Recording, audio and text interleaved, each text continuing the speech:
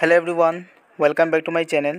তো আজি মই ডিসকাস কৰিম আগন্তুক এডিআৰডি গ্ৰেড 4 বাইবাৰ বাবে মোস্ট ইম্পৰ্টেন্ট 30 জিকে এমসিকিউ আৰু এনেকুৱা কোৱেশ্চন আপোনালোকে প্ৰেক্টিস কৰিব আৰু মই যি টপিকৰ পৰা কোৱেশ্চনছ লৈছো এই গোটেই টপিকবিলাক আপোনালোকে এক্সামৰ যোৱাৰ আগতে কভাৰ কৰিবলৈ ট্ৰাই কৰিব। সো প্ৰথমটো question, what is the capital of Assam?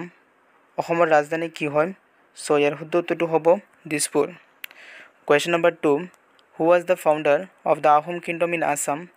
অসমৰ আহোম ৰাজবংশৰ প্ৰতিষ্ঠাপক কোন আছিল? So right answer is Cholong Sukapha. Question number 3, what is the name of the famous Shaktipita temple located in Guwahati? গুৱাহাটীত প্ৰসিদ্ধ শক্তিপীঠ মন্দিৰটোৰ নাম কি? কামাখ্যা মন্দিৰ বা Kamakhya temple. Question number 4, which Assamese leader is known as the architect of modern Assam? আধুনিক অসমৰ স্থপতি নামে কোনক জনা যায়? সো ইয়াৰ শুদ্ধ উত্তৰটো হ'ব গোপীনাথ বৰদলৈ আৰু তেওঁ আছিল অসমৰ প্ৰথমগৰাকী মুখ্যমন্ত্ৰী।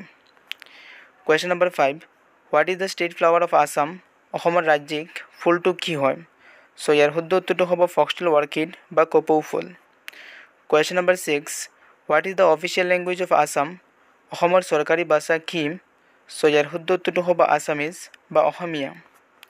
Question number 7, which national park in Assam is a UNESCO World Heritage Site? অসমত কোনখন ৰাষ্ট্ৰীয় উদ্যান ইউনেস্কো ওয়াৰ্ল্ড হেৰিটেজ সাইট হিসেবে স্বীকৃত? তো অসমত দুখন ৰাষ্ট্ৰীয় উদ্যান ইউনেস্কো ওয়াৰ্ল্ড হেৰিটেজ সাইট হিসেবে স্বীকৃত, কাজিৰঙা ন্যাশনাল পাৰ্ক আৰু মানস national park. Question number 8, who was the commander in the battle of Saraighat? Saraighaটৰ যুদ্ধত আহোম সেনাপতি কোন আছিল? সো ইয়াৰ শুদ্ধ উত্তৰটো হ'ব লাচিত বৰফুকন। আৰু সৰাইঘাটৰ যুদ্ধ কেতিয়া হৈছিল?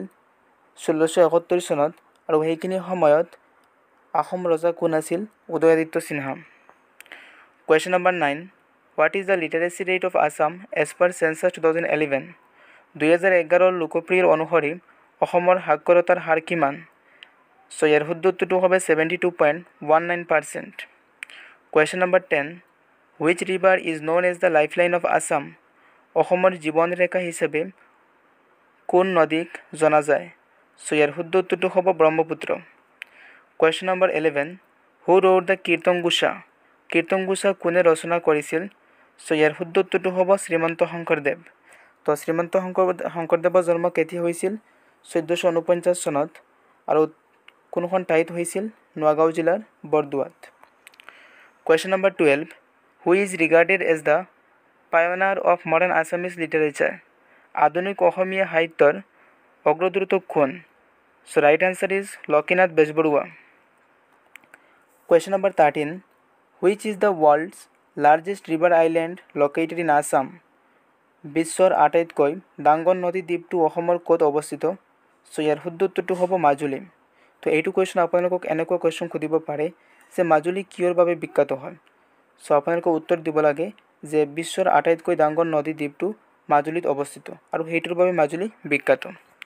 Question number 14, which districts form the Barak valley? Barak উপত্যকা কোন তিনি জিলাই গঠন কৰে? কাছাৰ, কৰিমগঞ্জ এতিয়া শ্ৰীভূমি আৰু হাইলাকান্দি। তিনিখন জিলা কাছাৰ, শ্ৰীভূমি আৰু Hailakandi.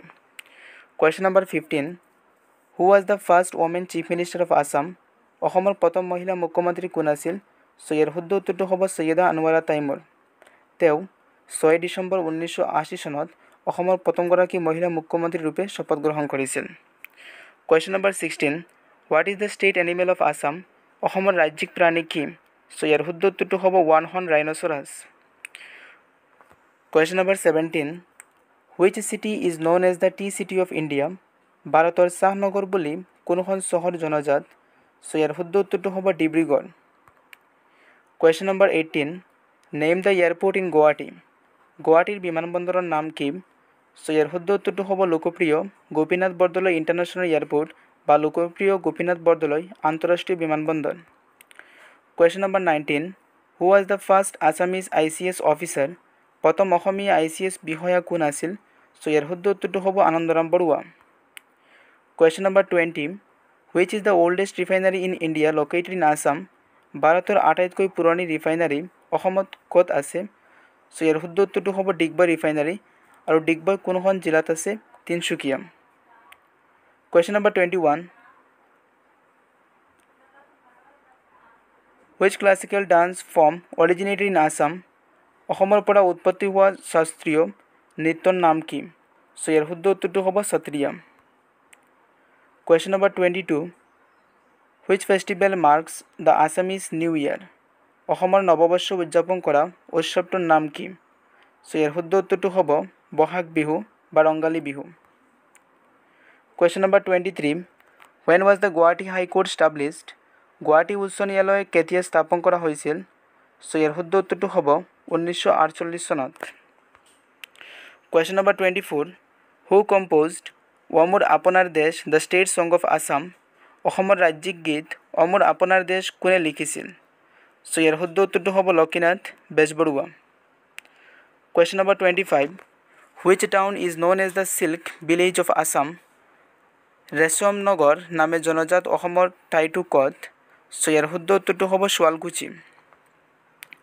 Question number 26 which wildlife sanctuary in Assam is famous for golden langurs অসমৰ কোন জীৱ অভয়াৰণ্য সোণালী লাংগুৰৰ বাবে জনজাত চ' ইয়াৰ শুদ্ধ উত্তৰটো হ'ব চক্ৰশিলা ৱাইল্ডলাইফ চেঞ্চুৰী আৰু চক্ৰশিলা ৱাইল্ডলাইফ চেঞ্চুৰী কোনখন জিলাত আছে কোকৰাঝাৰ সেইটো আপোনালোকে মনত ৰাখিব question number 27 which hill range separates Assam from Myanmar মায়ানমাৰৰ পৰা অসমক কোন পাহাৰ শৃংখলে পৃথক কৰে চ' ইয়াৰ শুদ্ধ উত্তৰটো হ'ব Patkai hills question number 28 which Assam district shares its boundary with Bangladesh অসমৰ কোনখন জিলা বাংলাদেশৰ সৈতে সীমা ভাগ কৰিছে তো বাংলাদেশৰ সৈতে অসমৰ 4খন জিলাই সীমা ভাগ কৰিছে কাছাৰ শ্ৰীভূমি ধুবুৰী আৰু চাউচলমাৰা মানকাছাৰ আৰু পশ্চিম বংগৰ লগত অসমৰ 2খন জিলা সীমা ভাগ কৰিছে ধুবুৰী আৰু কোকৰাঝাৰ লগতে সেইটো মনত ৰাখিব যে ভূটানৰ লগত অসমৰ 5খন জিলাই সীমা ভাগ কৰিছে কোকৰাঝাৰ চিৰাং বাক্সা ওদালগুৰি আৰু Tamulpur question number 29 what is the state bird of Assam অসমৰ ৰাজ্যিক পক্ষী কি হয় চ' ইয়াৰ শুদ্ধ উত্তৰটো হ'ব হোৱাইট উইং উড ডাক বা দিয় হাঁহ question number 30 who was the last king of the Ahom dynasty Ahom ৰাজবংশৰ শেষ ৰজা কোন আছিল চ' ইয়াৰ শুদ্ধ উত্তৰটো হ'ব পুৰন্দৰ সিনহা চ' ফ্ৰেণ্ডছ আজি এইখিনি আছিল most important 30 GK questions for upcoming ADAR grade 4 viva তো যদি আপোনালোকৰ ভিডিঅ'টো যদি ভাল লাগে লাইক কৰিব আৰু চেনেলটো ছাবস্ক্ৰাইব কৰি ৰাখিব থেংক ইউ